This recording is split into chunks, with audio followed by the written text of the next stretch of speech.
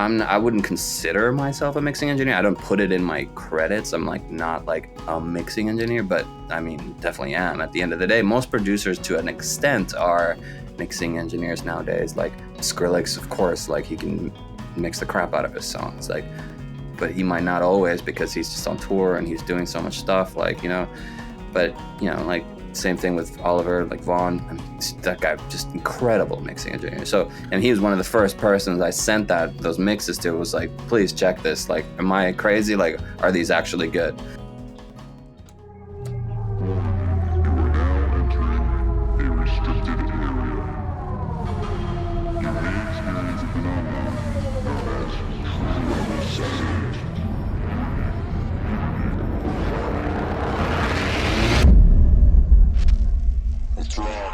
Hello, everybody, and thank you once again for joining us for another amazing episode of The Record Process. This week, we are joined by an incredibly talented, Grammy-nominated songwriter, producer, mixer, and engineer, Mr. Nico Stadi. Nico has collaborated with some of pop music's biggest names, artists like Jason Derulo and Neon Trees, and he's even found success in the world of film and television, collaborating on the score for Amazon's hit TV show, Transparent.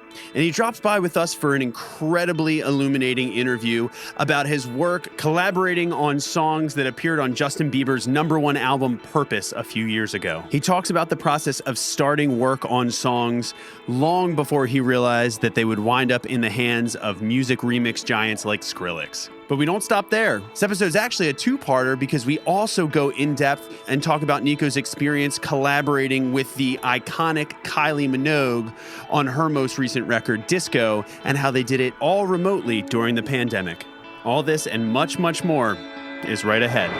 So many of the albums that we'll be highlighting this season on The Record Process share one very important theme. And that's the idea of technology helping musicians and creators overcome the collaborative restrictions that once came along with geographic location.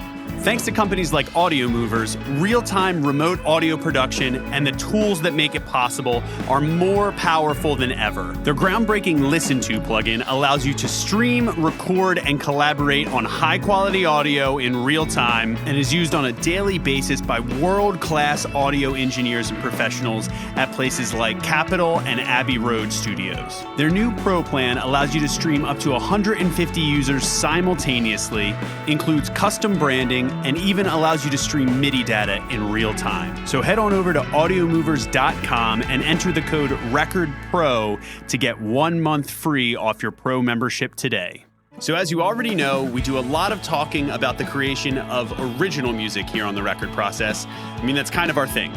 But it can also be fun to put your own spin on an old classic and tell the world something else about yourself through something like a cover song.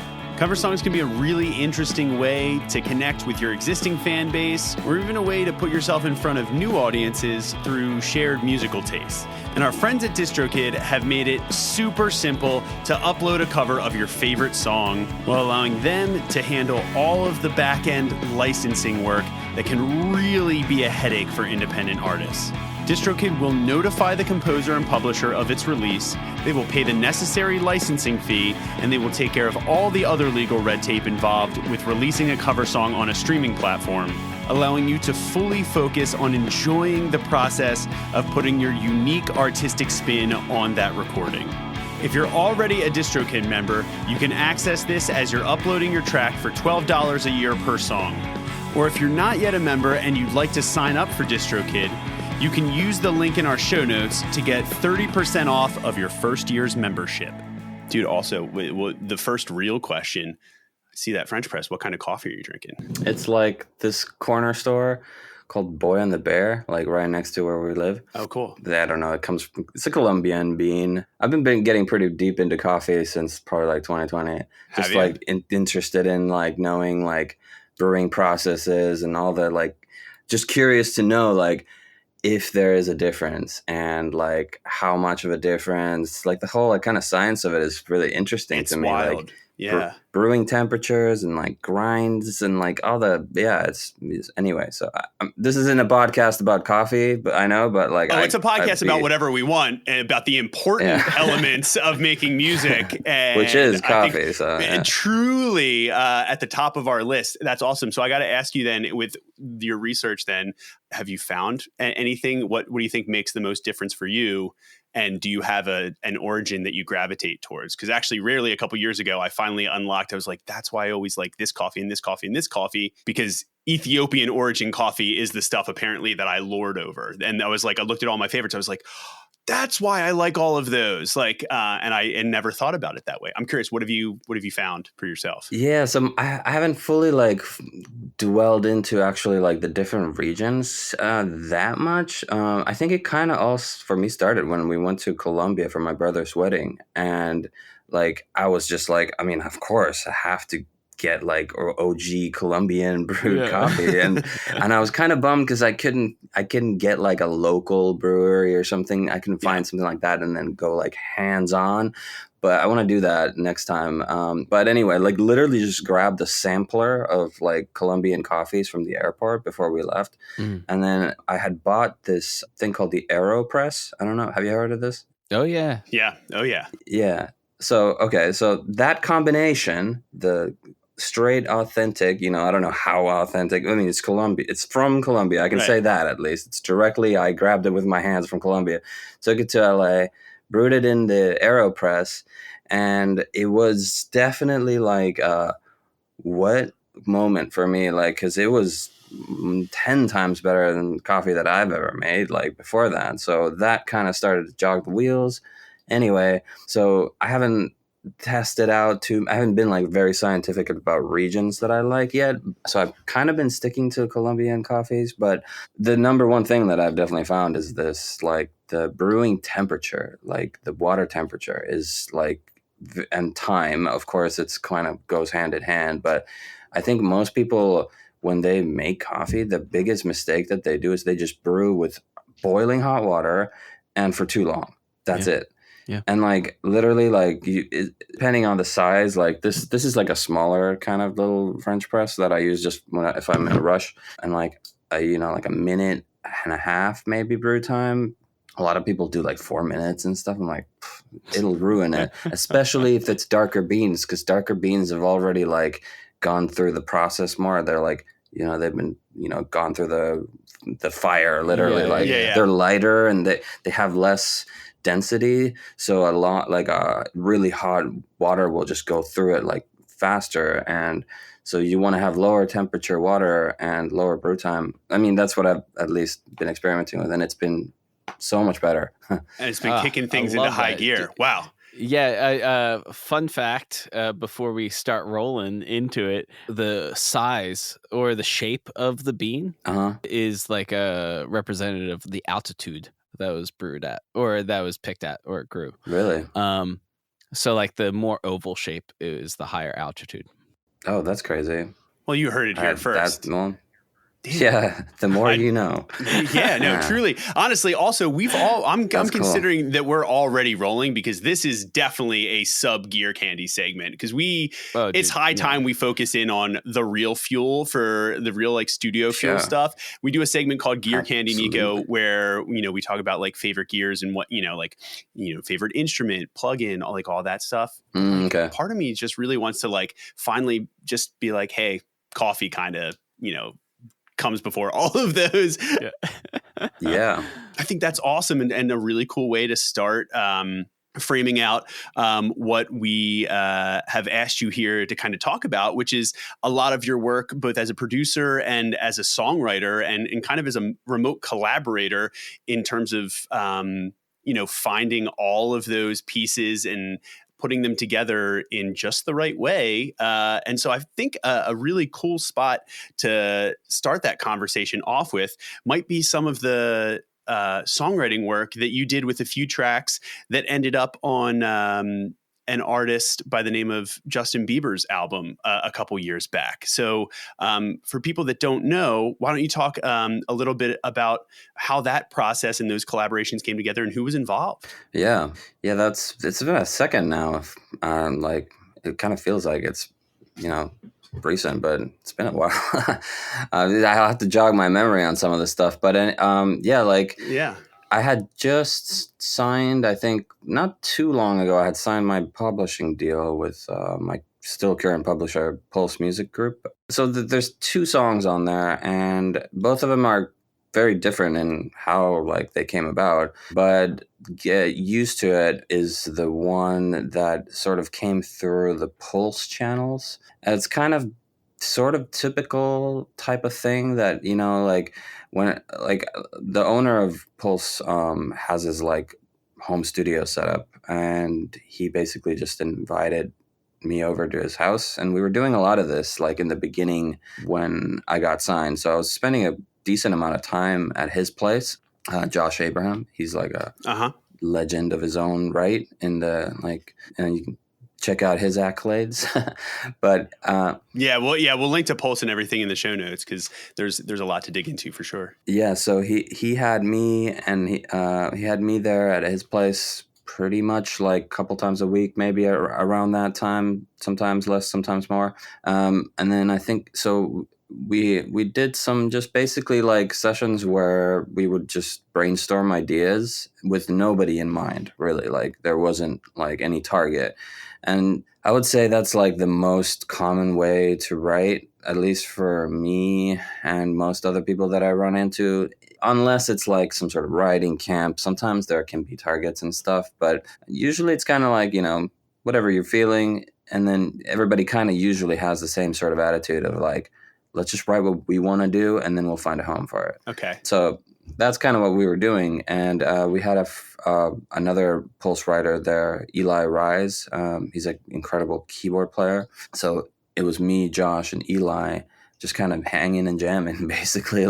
I was sitting and basically taking care of the main session, and then, making loops and beats and stuff like that. And then Eli would be kind of just jamming to those, making chord changes and stuff. And then, I don't know, we probably made a lot. I feel like we made a lot of tracks in that time span, at least. I don't know how many, I feel like there's a ton. I would say probably 50 tracks or something, maybe in the span of 3 weeks, or I don't know.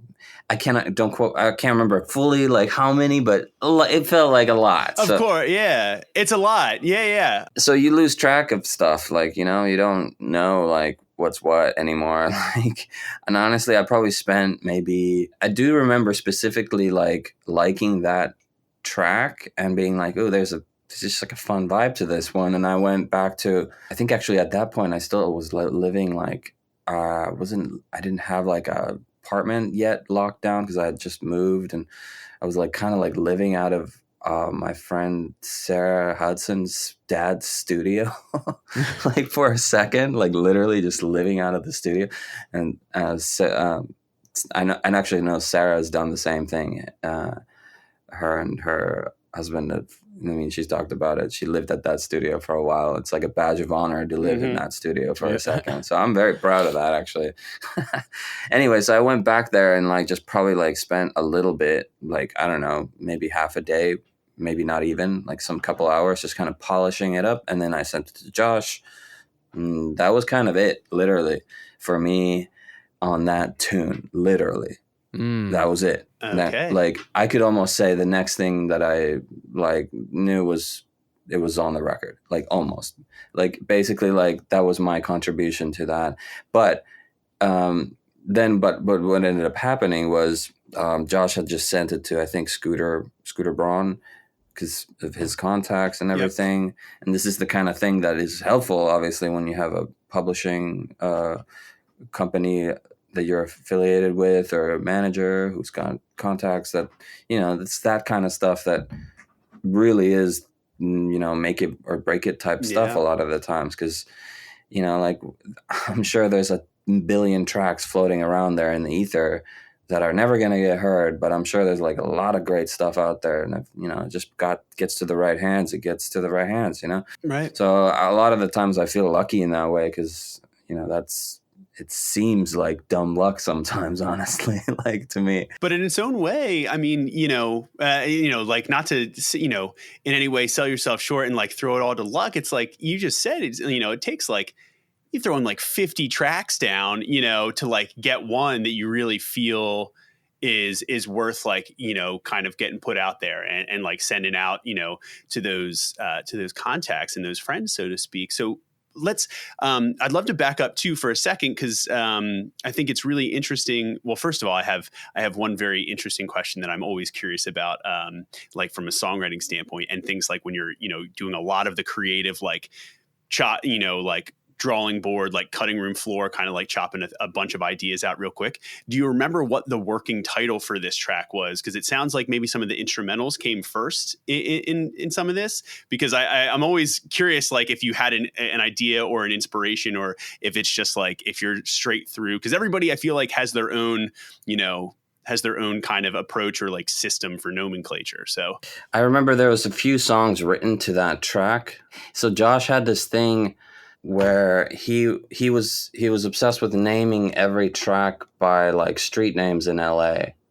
So it's definitely a street name in LA, like Sawtell or like something like that. Like I can't remember now. And was it effectively like when you pass it along, was it the music bed that you had for this track that was pulled together, or, what did that consist of when it went out the door in terms of your contribution with everybody that was involved in putting that together? Because I think that's a question that a lot of people are often, it can change a lot from session to session. Yeah. So, I mean, to finish, I can finish the story too, like basically like, cause that wasn't the end.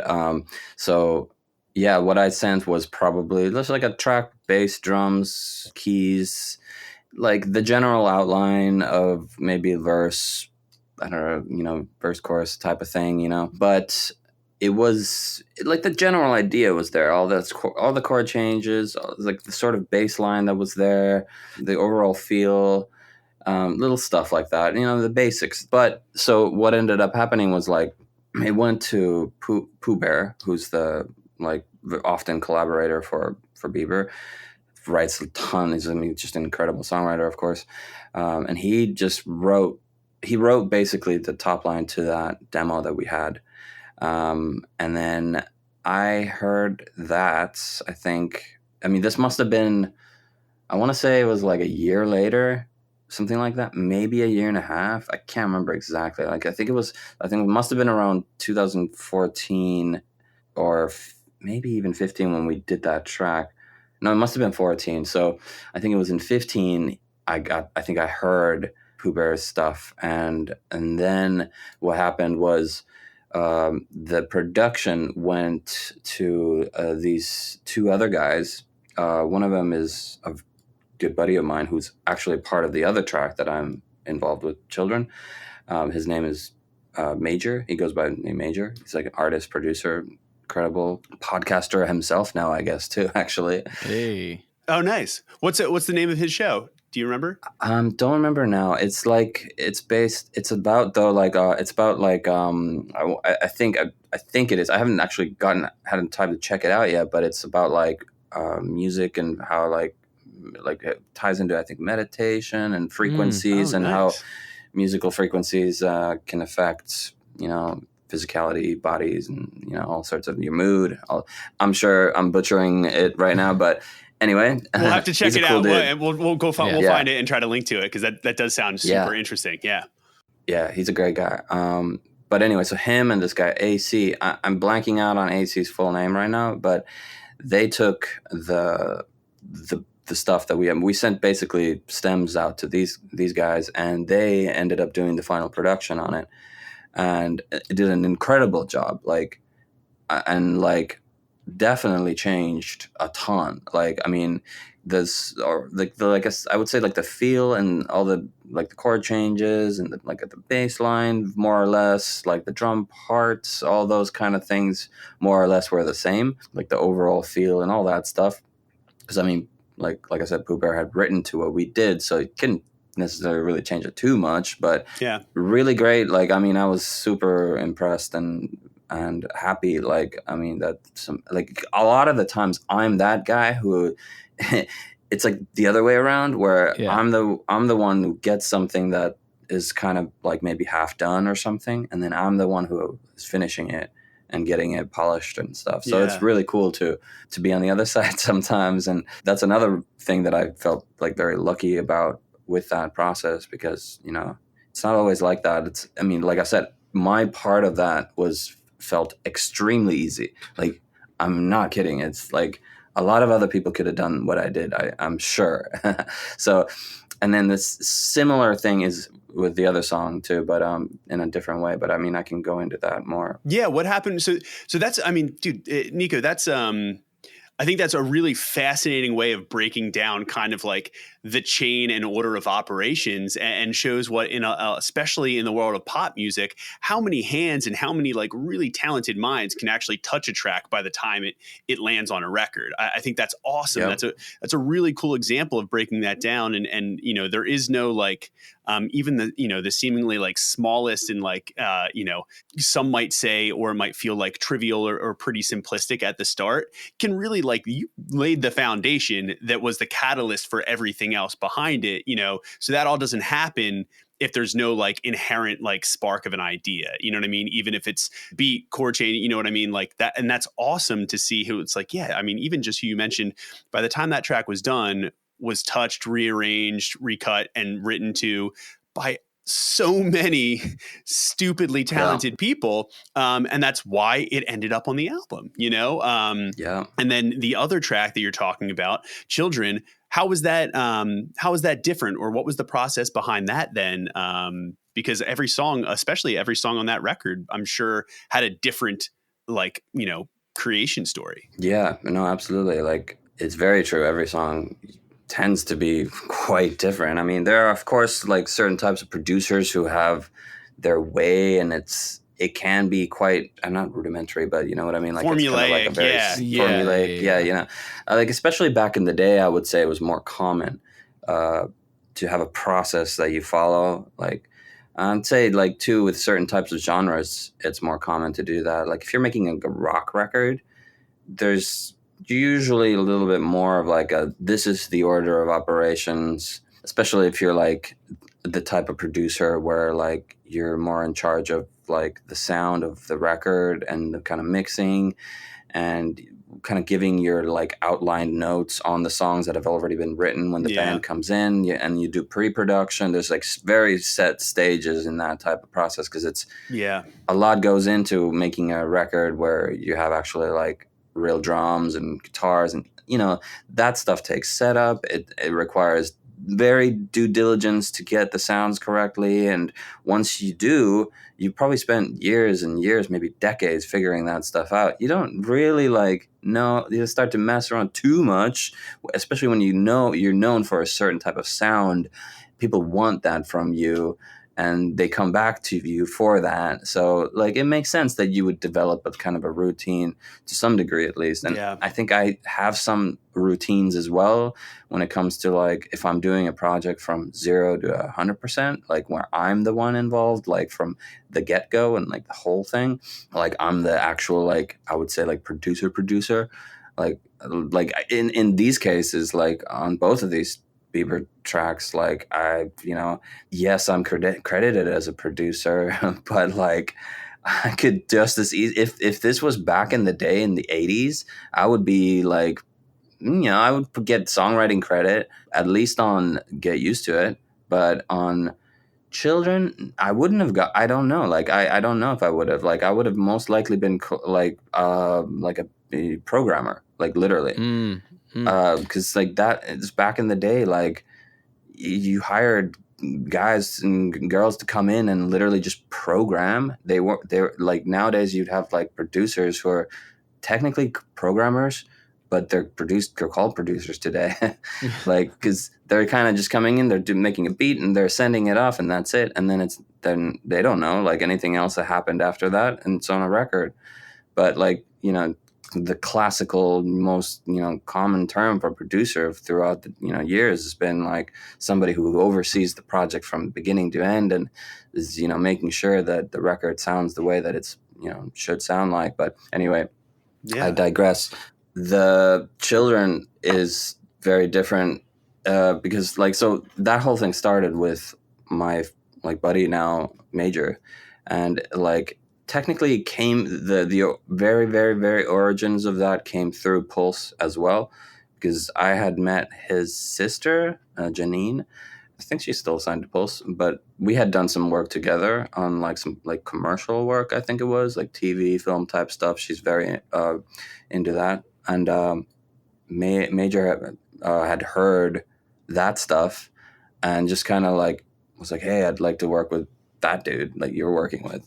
Yeah. And then I started working with him on his own kind of solo project stuff, and we did some work together. Basically, maybe for I don't know, not even a year. I would say probably 6 months, maybe more than 6 months, somewhere between 6 months and a year. We worked together on kind of more stuff for him, his artist work.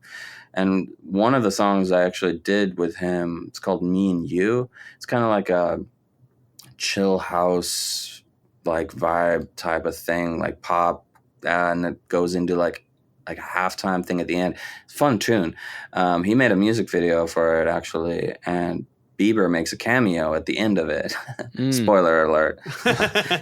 No. It's actually a really funny video. You can check it out if you want. Yeah, we'll link to it. But yeah, so this all happened probably 2015-ish or something like that. Anyway, and then I was kind of I guess I knew that he, at some point I figured out or whatever, that he knew Justin. Of course, by the time that we made that song and he was like, "Oh, I have Justin make a cameo on the video." I was like, "Oh, okay, I guess you know Justin." Yeah. Or something. And then in the back of my mind, I was like, well, there's probably a chance that maybe we'll work on something for him, at least, just to pitch or whatever. It was always in the back of my mind, of course, and then sure enough, that's what happened. That's exactly what happened.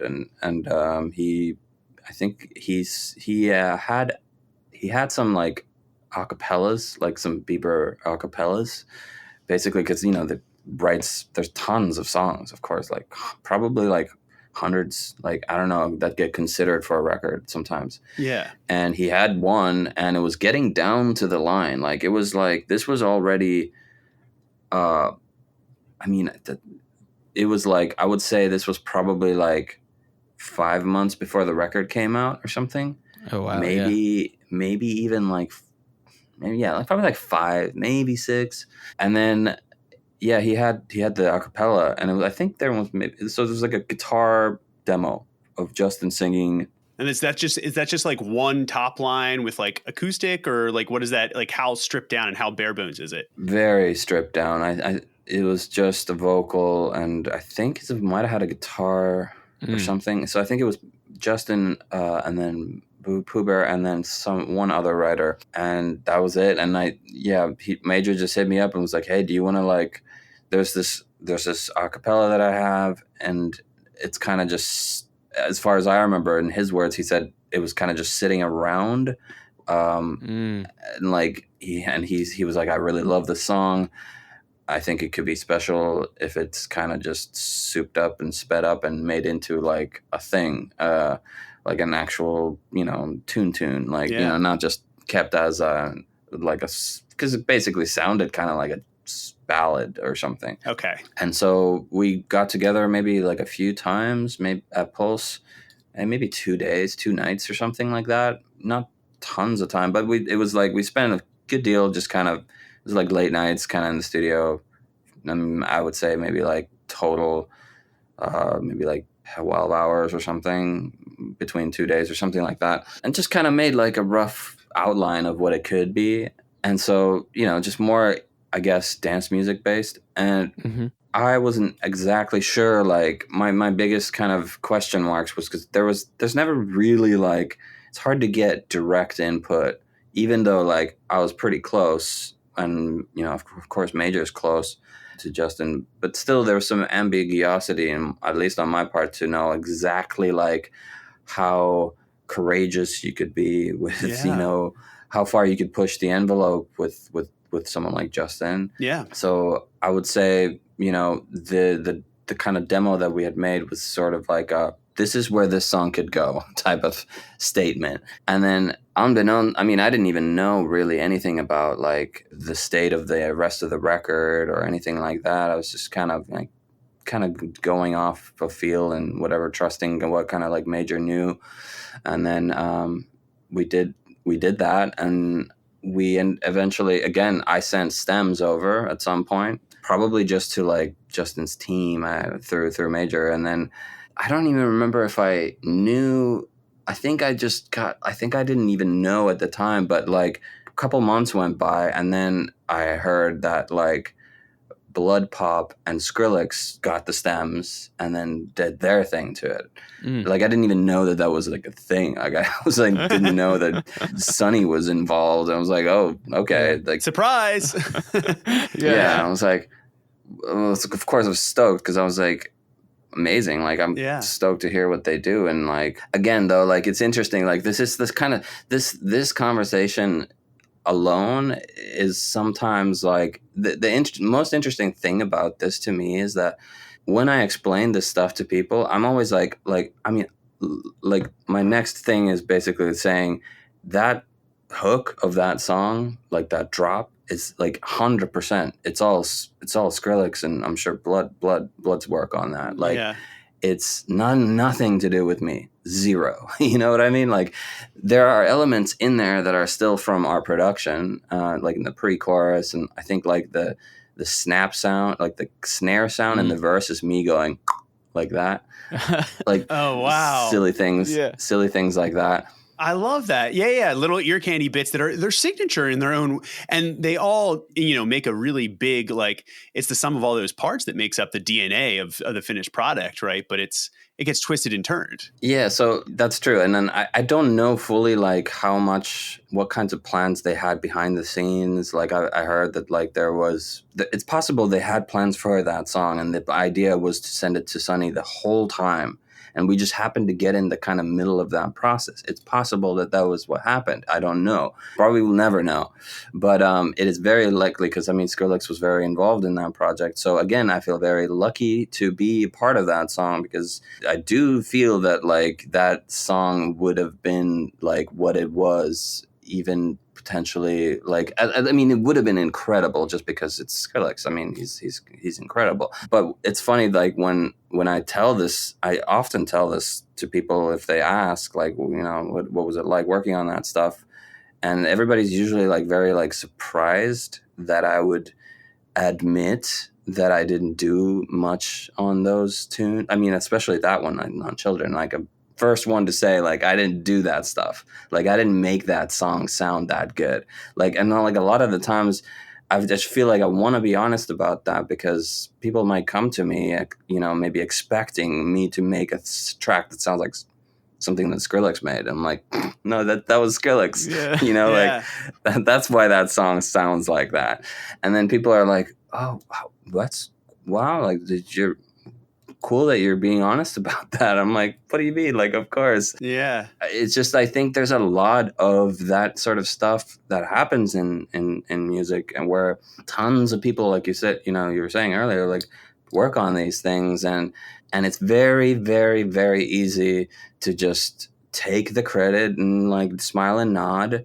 I could do that. And it technically doesn't matter. Like it's whatever, like it's just songs and I was a part of it and cool. But like, to me, like, I just like to say what I did, you know, exactly. And I like to, because I've worked on other stuff where I have, like I said, I've done all the other work. I've been the one doing the leg work behind the scenes and spending like days and days and days in the studio afterwards, and you're just obsessing over like a snare or something, like, and I've been that guy. And I know that there's producers down the pipeline who were like me on those songs where they spent 6 hours on it, and now I'm spending like days and days and days, maybe weeks, and going back with edits with the A&Rs and tweaks, and like tons of time was spent.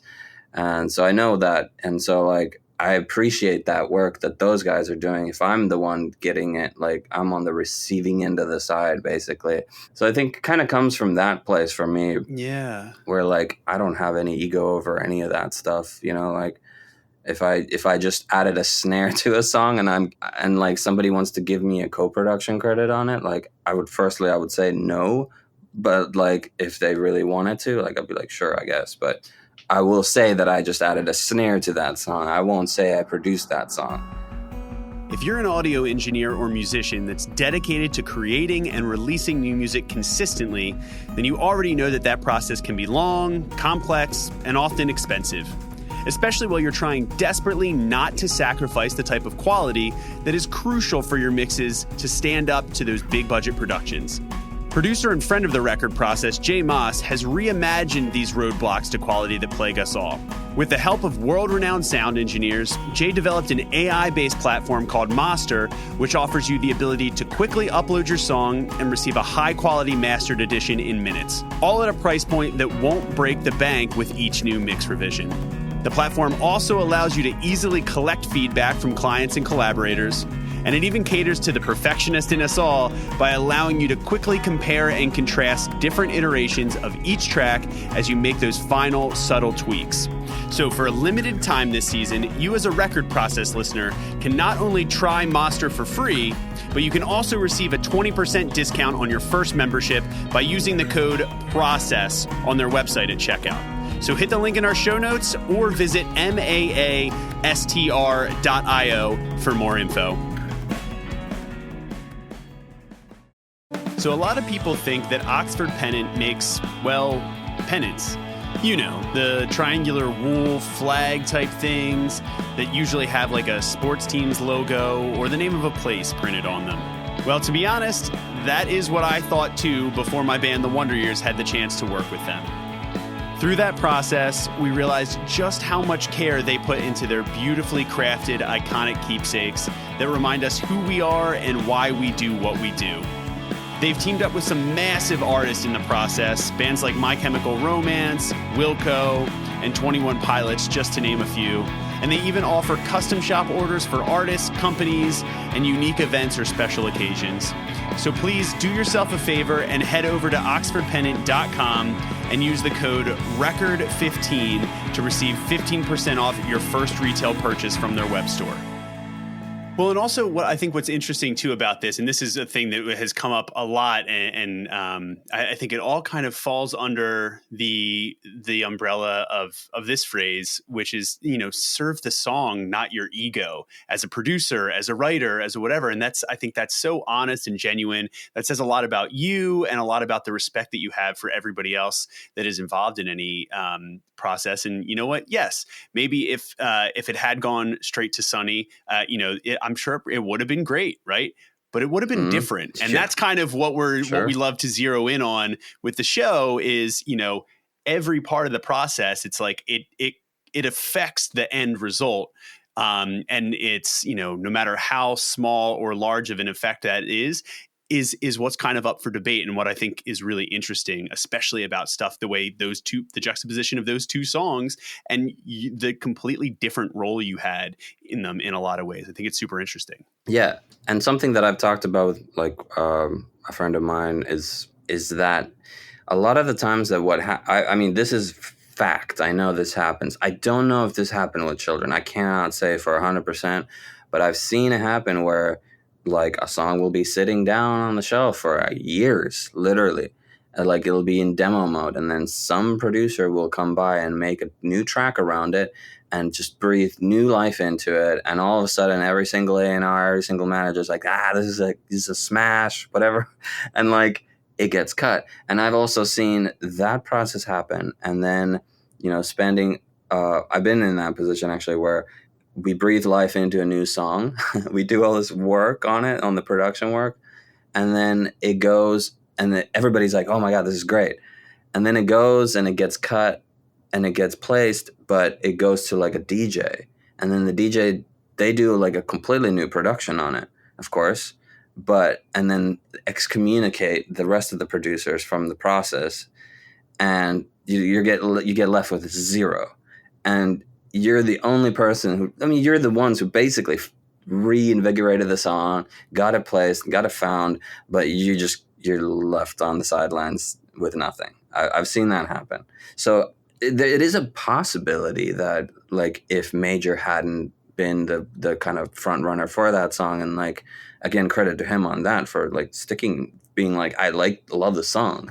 It's possible that they never would have done anything with it. So it is possible that we would just at least did that. We were the ones kind of breathing some life back into it and going, this is actually cool. And then again, I don't know for sure if that's happened, but it is a possibility.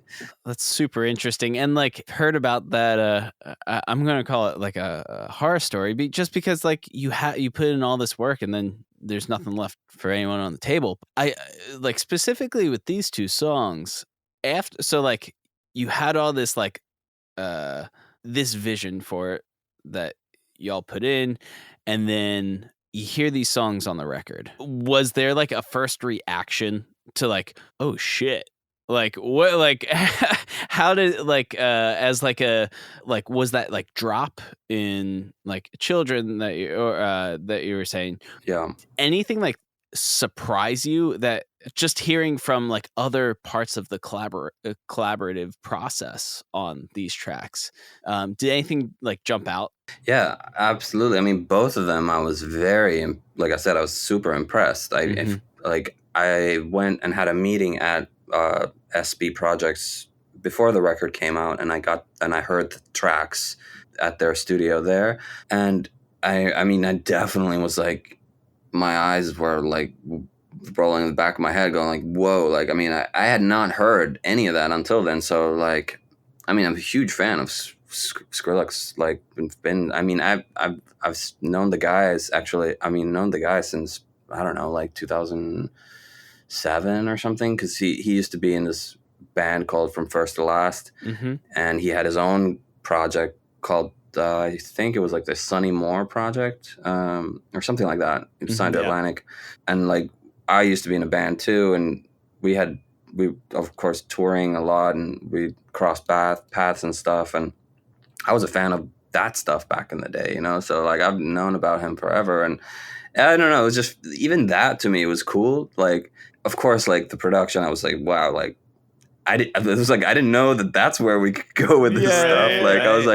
I was like, oh, that's sick. Like, I was like, okay, awesome. Like, and, but I mean, it was just cool. Yeah. Well, it's funny relating to your previous statement where you know, a track comes in and you're like, well, I don't know how far we can push this, you know, and kind of juggling those expectations, because, you know, the end artist isn't right there in the room at the time.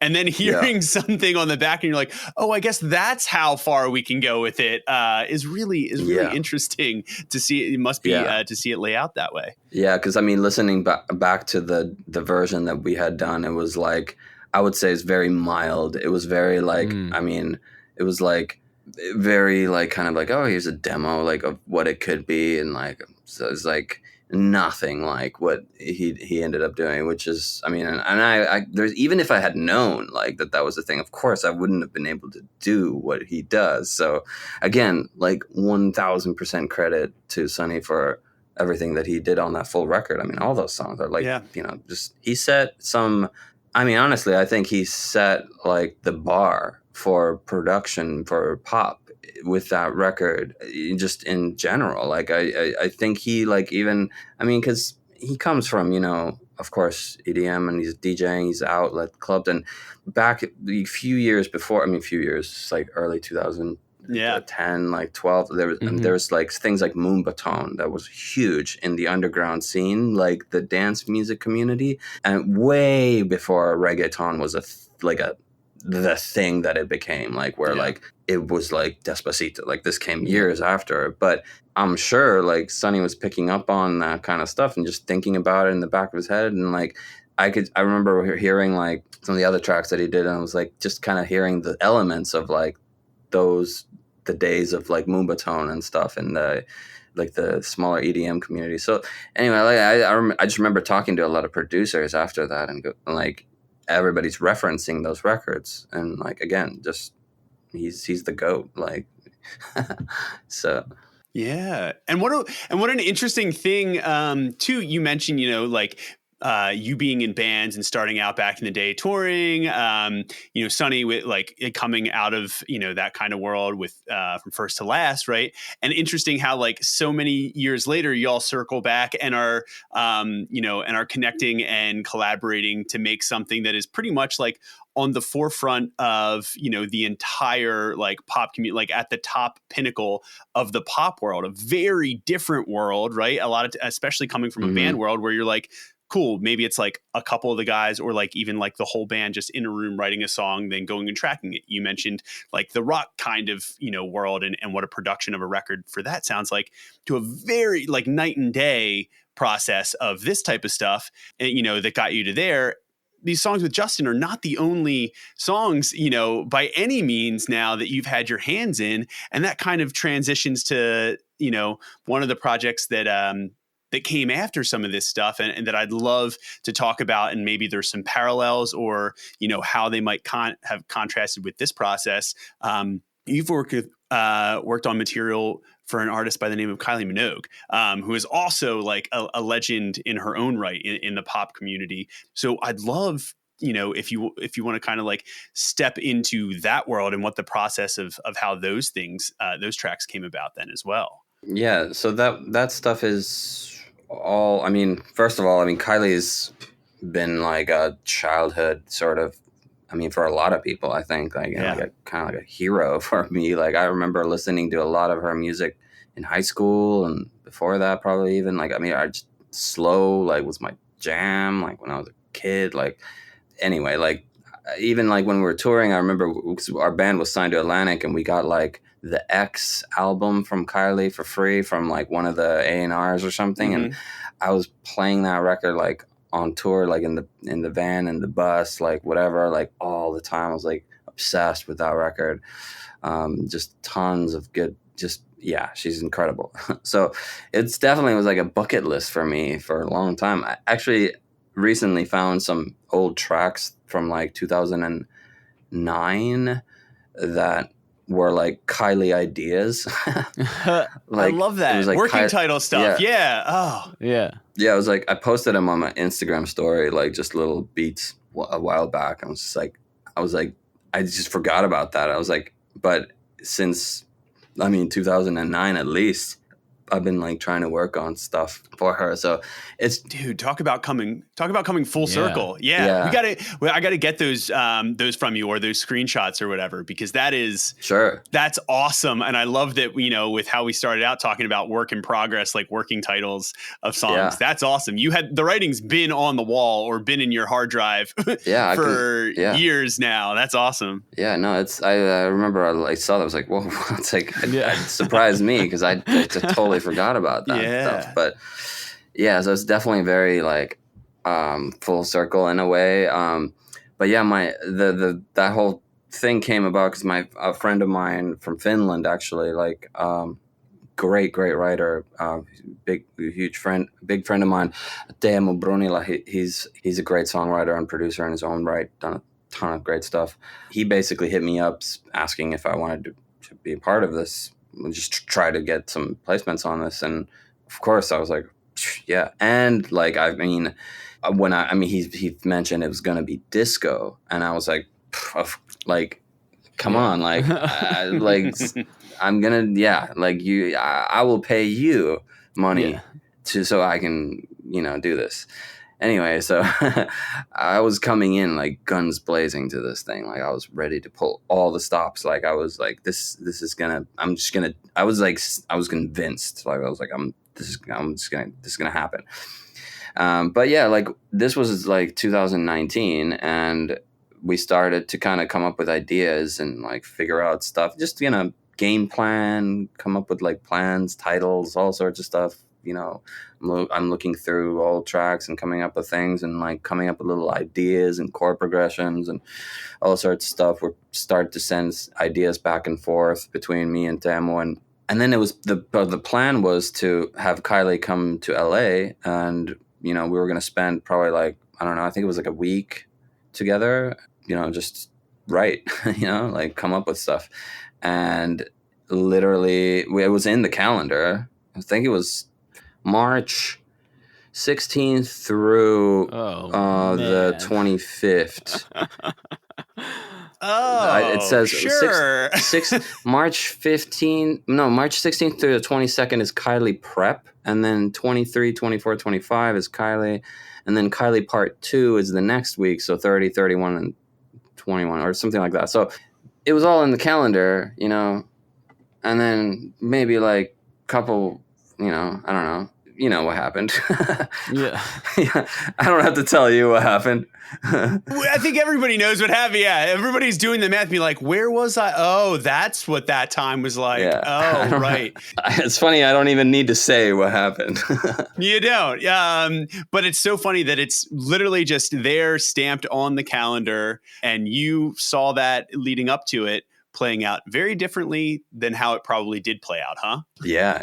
I mean, we had some ideas, I think, already written and I kind of planned, and we were feeling pretty good about them. So when we found out that was happening, I mean, of course, it was bummed, so bummed. Like it was gonna be rad. Like who knows what we would have written with her in the room. Anyway, so the feeling of like that initial bummingness, like just kind of, I don't know. I guess it didn't go away entirely, but I definitely like. I just kind of was like. It was like very much like we need to just execute this. Like we need to just stone cold execute this and get this done. Mm-hmm. And then it was just a matter of like, okay, well, what do we do? How do we do it? And all that. Like, and both of us have done. I mean, Temo and I had both kind of gotten used to like doing a lot of Zoom sessions and stuff. We're both from Finland. I mean, I lived in the States since '99, but I've gone back and forth between Finland a lot in those years prior because, like, I got married there and met my wife there and all this stuff. So I was spending a lot of time there and doing a lot of work from Finland, and a lot of that had to deal with Zoom and stuff. So it wasn't like I wasn't freaking out by any means, and neither of us were really freaking out about getting it done. It was more like, okay, how do we like actually do it with Kylie not being there? And like, so we had to figure that stuff out. We ended up like basically like coaching her and her team exactly through like what kind of gear they needed, kind of like how to get stuff set up. Me and Tamu brainstormed that for a while. Like we're like, okay, so we're gonna do this. What mic do we get? What do we, how do we, we're gonna get UAD, or what are we gonna do? Like, and then through all of that process, of course, like we ended up finding the audio mover stuff. Yeah, and we're like, okay, that was a huge piece of the puzzle to let us actually do that, because I mean, without that, it would have been a little jankier, and I don't know how.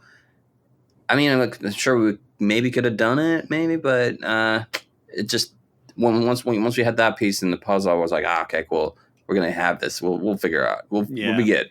Yeah. So that was a huge save. What ended up happening was we set up. We got a mic. We got a UAD for her. We got it all set up. We installed audio movers on her computer. We ended up using TeamViewer to control her computer from our end. We tested this out. Like me and Damo basically had a couple sessions between where I was in LA, he was in Finland, and we would basically just made the session exactly the same way that we were going to do it with her. Just tested it out, how the record lag was and all that stuff, how the quality was. So it was kind of as foolproof as we could before we tried it out with her. So, and then he was the one actually doing the recording with her because they were on the same time zone, or more or less. I think it's like an hour difference. Closer, yeah. So it made more sense for him to actually be the one recording her. That was basically it. Like once we nailed that down, it's like, I mean, of course that comes with its own set of like problems. And like, I mean, one of the ones that like we kind of knew was, it's not as responsive through TeamViewer to control somebody else's computer. So there is lag, of course, with latency with internet. But so really there was no punching in stuff. It was not like, oh, let's punch in this word. Let's punch in this phrase. It was literally, I mean, and then this is, again, a huge testament to Kylie for being like incredible. Like, is just her doing just full takes. I mean, she's been doing this stuff forever. She's a complete pro. Yeah. And like, she's just like, first of all, even just the idea of entertaining the idea of doing it this way is like a testament to how cool she is. Like, sure, let's do it remotely, whatever. Like, yeah, let's get some mics and set it up in my bedroom and whatever. Like, yeah, how cool, like, you know. And she's just a sweetheart through the whole process. So easy to work with. Like, I don't know how many other people would have been totally down to do that, because we're probably like up there in the first ones to do that stuff during the pandemic. I'm sure other people were, of course, doing it too, but like, but on that high level with an artist like that. Yeah, and it was like just at the top of COVID. Like, it was right at the beginning. Yeah. So when we started doing all that stuff, and there was no guidelines for it. It wasn't like you could go on YouTube and how do you do remote recording with an artist and with, like, you know, perfect audio quality and like the list. None of that exists. Like, there was none of that. So yeah, it was all just like we had to just figure it out, as everybody else kind of did. But eventually that stuff came out, and I was like, ooh, and then Audio Movers was everywhere. Yeah, right. And so those were the rig that you kind of put together and curated for Kylie in her home, right? She's doing those sessions from there, and those are the vocals that ended up on the record, or was that just how you were workshopping some of the demos? Yep. No, that's it. Those are the vocals. Amazing. Yeah. Oh, wow. And I mean, it's difficult to, I mean, just choosing a microphone alone. I mean, we spent a lot of time thinking about that, and actually now I'm embarrassed to say I don't remember which mic we ended up going with, because it's all just such a blur. I should have checked that with I have it somewhere, but we were definitely thinking of like, okay, do we get a 251 or something like incredible? Yeah, it was kind of like there was definitely of course a budget still, so it's not like we're gonna just splurge 10 grand on like a mic, and you know, like, so we definitely didn't go for like some super high end one. Cannot remember for the life of me right now what we ended up using. Yeah. Did she have like, so she obviously as a vocalist, and we talk about this sometimes with very established artists that have, you know, obviously someone like her has a whole career, probably has been in a lot of really nice studio sessions, and has probably like been in front of a lot of mics. The best studio session. Right. Exactly. So yeah. Did she have any preference? Did you ping her, or were you kind of just like, let's try and set this up? Yeah. Okay. I like Zero. how succinct that. Yeah. Yeah. Zero. Like, I mean, I remember I was an audio engineer at a Atlantic / artist publishing group for 2.5, 3 years or something. So like vocal recording was my thing. Like, I mean, I will say I'm very, very, very, very like OCD about vocals. This is like a lot of people are, of course. That was one of the big questions I had, was like, how do we get a hold of like some previous engineers of hers, like to find out like vocal chain stuff, like, you know, what is the preamp they use, you know, what's the mic, what's the compressor. My understanding is like a lot of singers, they do have their preferred vocal chain, of course. Like, why wouldn't you? Like, when you find the chain, like, might as well just, you know, stick to it. Your voice doesn't change that much throughout the years. Of course it does, but like, and you have preferences, and there's all sorts of, you know, ways to do it, and it's not really like the best chain. I mean, my favorite chain throughout the years has always been 1073. I mean, Elam 251, 1073, CL1B. Like, I think that's a fairly like industry standard. Like, you can't go wrong. So, but that wasn't really an option to, you know, like, So yeah, I mean, she was down for whatever. Like, I mean, and then, I mean, honestly, like we're lucky that there wasn't any issues really. 'Cause sometimes, I mean, you have a great mic and it still won't sound right. Like, 'cause everybody's voice is different. Like, I have had one instance of somebody not sounding good on the 251. And I remember when that happened, I was like, this is incredible. Like, I don't know why, but they just had like a lisp. Like, it was like this the whole time. I was like, wow. Like, I tried it in every which way, every position, every way, like just straight DI into like clean, nothing. It was just that voice had something about the top end that made that thing sound like that. So there was nothing like that. And it was pretty flat. It was good good response. Nothing crazy was happening in it. So when it came down to mix, actually, that was another thing. I was like, cool, we're probably going to have like, some mixing engineer do all this stuff. And nope, it was like we could have had, but I ended up mixing both of those songs. Oh, and amazing. And like, so, and I mean, disco and that genre specifically, and with the stakes on the table for me, like just absolutely loving her and her music and being such a fan for so long, and like disco especially, like it has a very soft spot for me. And like I make a lot of like new disco stuff with a lot of my friends, like my buddy Vaughn. He's got this project called Oliver. He's like the top splice creator. And his whole thing is disco. Like, I mean, a new disco, like he can do anything and everything, but like there's a particular way that I kind of like want that genre to sound like, and I was not about to let anybody jeopardize that when I have the chance to write and produce these songs that were like we were all really fanning over. Like that was another thing. Like the songs and the songwriting, we spent a lot of time too. So it was really like the process from beginning to end. Very unlike the Justin stuff. Like we were seeing this process through from beginning to the end, and like literally, like I mean, the only thing we didn't do was master. It was definitely like a pretty intense when I was like, okay, so I'm gonna be mixing these. Like I'm actually gonna be mixing these. Like I'm like, all right, like I better like A game this. Yeah. Like I better like do my thing now. So, and I don't like. I wouldn't consider myself a mixing engineer. I don't put it in my credits. I'm like not like a mixing engineer, but I mean, definitely am. At the end of the day, most producers to an extent are mixing engineers nowadays. Like Skrillex, of course, like he can mix the crap out of his songs. Like, but he might not always because he's just on tour and he's doing so much stuff. Like, but like. Same thing with Oliver, like Vaughn. I mean, that guy, just incredible mixing engineer. So, and he was one of the first persons I sent those mixes to. It was like, please check this. Like, am I crazy? Like, are these actually good?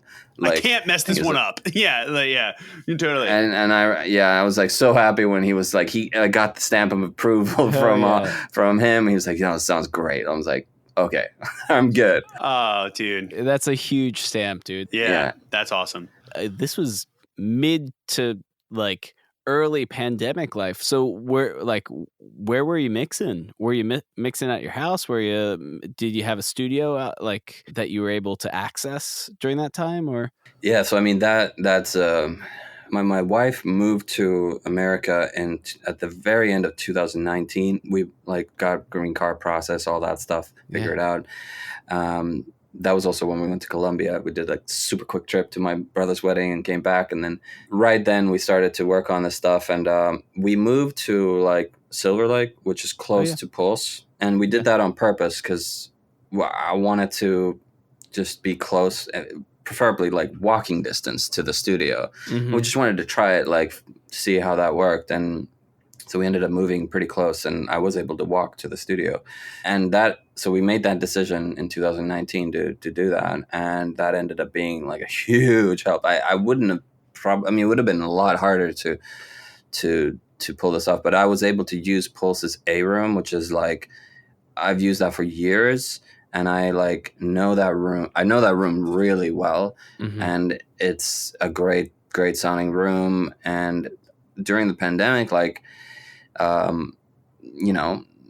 nobody was there, of course. Nobody could be there. Everybody was out. And like, I've always had the keys to the studio. And like, there's a few of us producers for Pulse who like have keys and actually can, go in and out kind of thing. Like a lot of the times what I would do back in the day I would just, I was like sleep at the studio, like literally, like I work on stuff and like until somebody kicked me out. And like it's like a session going on maybe the next day or something. But anyway, so that was actually what gave me the confidence to fully to be like, trust me, I will be able to mix these, like, and I will be able to do what's right. And I wouldn't have said that. I honestly wouldn't have if I didn't have access to that room. Even if I had like access to like, I mean, maybe if they had a big budget and I could have gone into like like, some bigger studio like Ocean or Energy or something like big, like where I knew for sure like the room sounded great. I was gonna have the same monitors there, like NS10s. I actually bought the same monitors and the same amp as the Studio A room. I have them right here, and I just gotten used to them. Mm-hmm. Yeah. So I have the Bryson and the NS10s. And like, and I made that purchase after like I did the Kylie stuff, so I didn't have these then because I was just using the Pulse room. But yeah, that was really like the key for me to be able to like be like, yes, for sure, I will be able to mix these. Yeah. That's awesome. That's huge. Yeah. So it was a highlight for you, not only just as a fan of her music, getting to work on it and kind of like pushing back against all odds of a global pandemic that was trying to shut everything down. And then you came out of it with a workflow that you said, hey, I'm going to get this exact same near field setup so that you can kind of, flip flop back and forth and makes all of your projects that much more cohesive. Right. Which I love. And is the point of like how, you serve a project and then in turn a project can kind of serve your career and workflow in such a cool way. It's so much like to learn from, and such a cool juxtaposition of both of those projects, and just how every song is different, and just kind of like having the courage to go ahead and say, yeah, I'll figure it out, and let's do it, as opposed to being like, I don't know if I can mix this, or wow, that's a tall order. Is this going to work? Nah, you troubleshot it. And it was worth it. Obviously the record sounds incredible, and I'm sure it is probably not the last time y'all will do something either with Kylie or, obviously clearly on that level, you've had a hand in a number of really cool projects. So, but we thank you for sharing the story behind those two, Nico. It's been a pleasure, truly. Sure, for sure.